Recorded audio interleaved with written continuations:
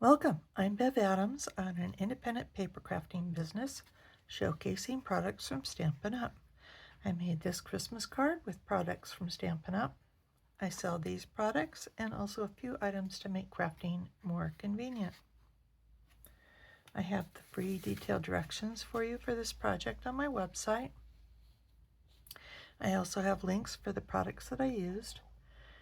You can just click those links and it'll take you to my online store at Stampin' Up.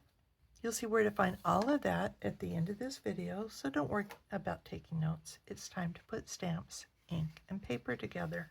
I'm using the Sign Design bundle.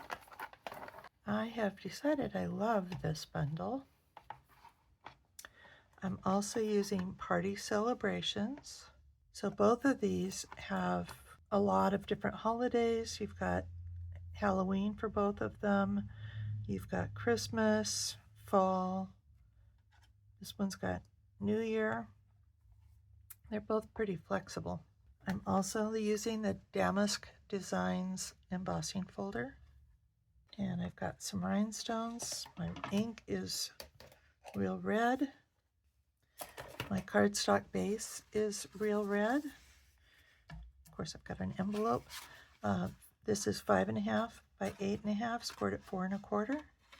Basic card base. I have 2 pieces of basic white, 4 by 5 1/4, one for the inside and one for the outside. I have a piece, this is just basically for stamping and punching the label. So this is really enough for 2 or more.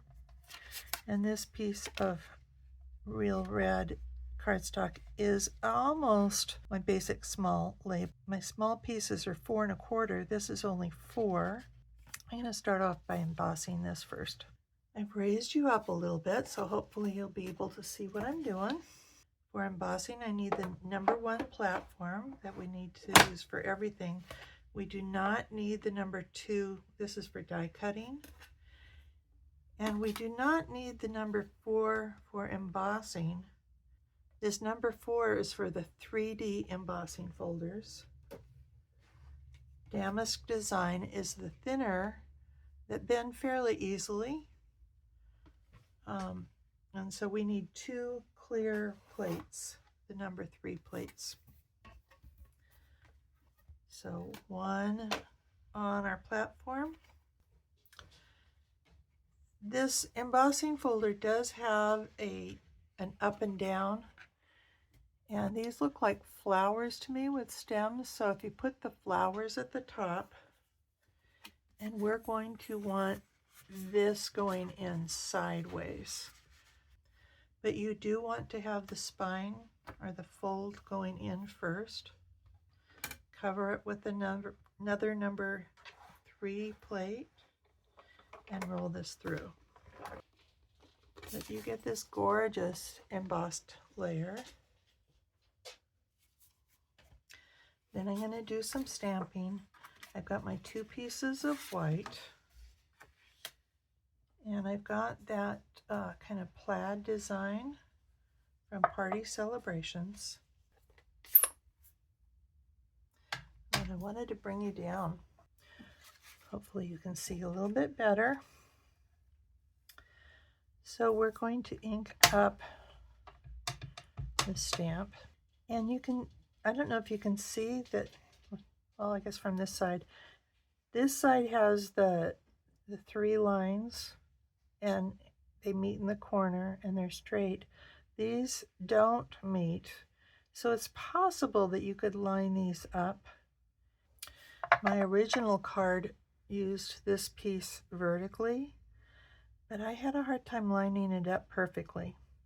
So I decided to not even try. So I'm putting those straight lines across the top.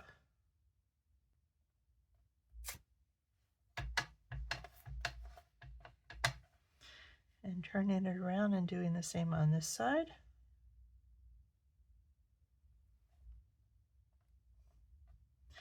And I don't know if you can see that I put those 3 lines off the edge of the card so that the lines go all the way across.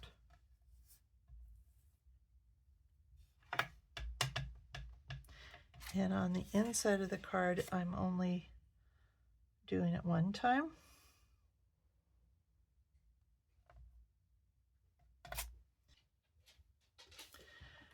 I'm going to stamp Merry and Bright. So I want to have the curved edge at the top. So I want to stamp that at the bottom of the cardstock so that I can fit it into that punch.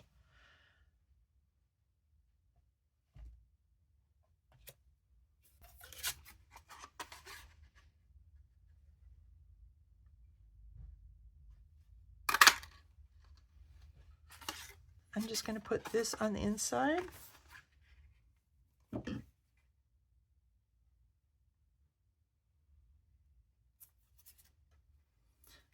And with just 4 little squiggles in the corners. This piece can go on the front of the card.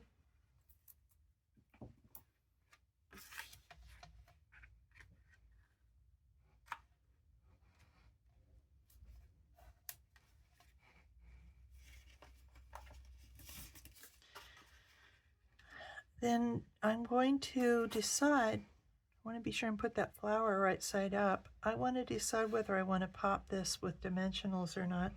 I think I'm not going to, but I didn't show you this fuzzy trim, and it's literally called, well, it's called Fluffy Trim. It does want to curl, I will tell you, and this is fairly thick, but it's so fluffy. And I'm going to go around the end, and you just need like an inch or so to go around the back of the card. And I want to put it around this end. And it is my opinion that the liquid glue doesn't work best with ribbons. So I'm going to just put this about there.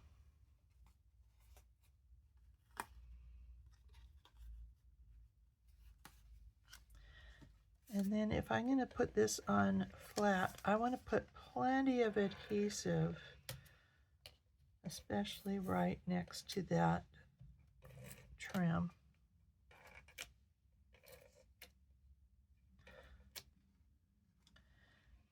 And this goes right up to the edge of the white.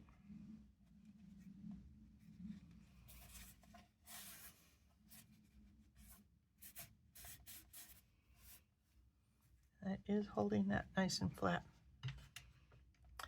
I will put dimensionals on my label. I'll just put that right in the middle. And then I have some rhinestone basic jewels. And you can put as many or as few as you want. Kind of got them scattered all over the place. And there you have it. One Christmas card done. A whole bunch more to go. Here is the web address where you'll find the free detailed directions and links for the products I used. I also offer lots of resources on my website. Click Shop to see the online exclusives, clearance items, my frequent shopper points, and the products I offer to make crafting more convenient. That includes a cardstock sampler for all the current Stampin' Up! Cardstock and samplers for the Stampin' Up! Cardstock going all the way back to 1997. Click Inspiration to scroll my projects. You'll find the directions and images all the way back to 2011. You may also want to check out the Basics button where I share about stamps, ink, and paper, card cutting bases and layers, and some of my favorite tools. Click Getting Organized to find lots of free resources like case inserts, labels for just about every product, catalog tabs, color tools, and much more. More organization means more time for crafting. Click Evernote Current Products to learn how you can share my Evernote notebooks. The Current Products Notebook allows you to search every item by name, number, type of product like stamps, Designer Series paper, tools, themes like birthday, friend, baby, masculine, and even individual words. I also share a notebook with retired products going back to about 2015, and there's lots more that are older than that. Click Stamp Together if you're in Ventura County and come stamp at my house. You can also join my team if you're anywhere in the United States. And please subscribe to my YouTube channel and also to my website so you don't miss a thing. Thank you so very much for watching. Bye.